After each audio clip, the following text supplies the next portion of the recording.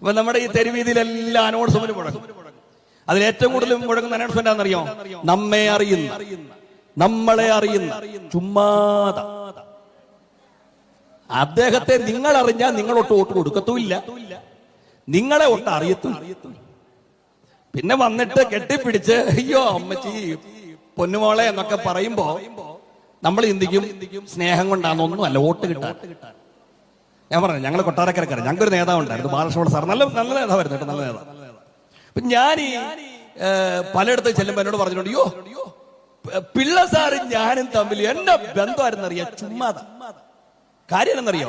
ചുമ്മാതെ പറയാ, ഇവര് ചുമ്മാ പറയല്ലേ, ഇവരെ തെറ്റിദ്ധരിച്ചിരിക്കുകയാണ്. ഞങ്ങളുടെ കവല എന്ന് പറയുന്നത് ചെറിയൊരു കവലയാണ്. അവിടെ ആകെ അദ്ദേഹം വരുന്നത് ഇലക്ഷന്റെ സമയത്താണ്.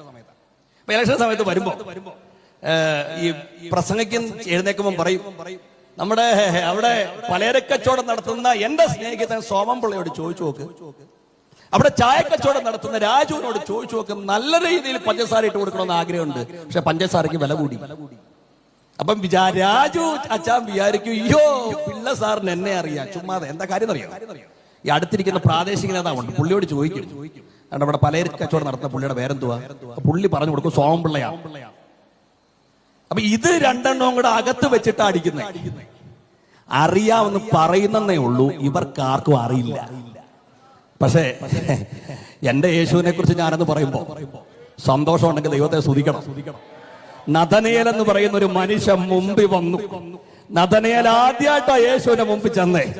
പക്ഷേ എല്ലാ നേതാക്കന്മാരെ പോലെ ഇൻട്രൊഡക്ഷൻ ചോദിക്കുമെന്ന് പ്രതീക്ഷിച്ചാ ചെന്നതെങ്കിൽ കർത്താവ് പറഞ്ഞു, മോനെ നീ അത്തിയുടെ കീഴിലിരിക്കുമ്പോ നിന്നെ ഞാൻ കണ്ടതാ.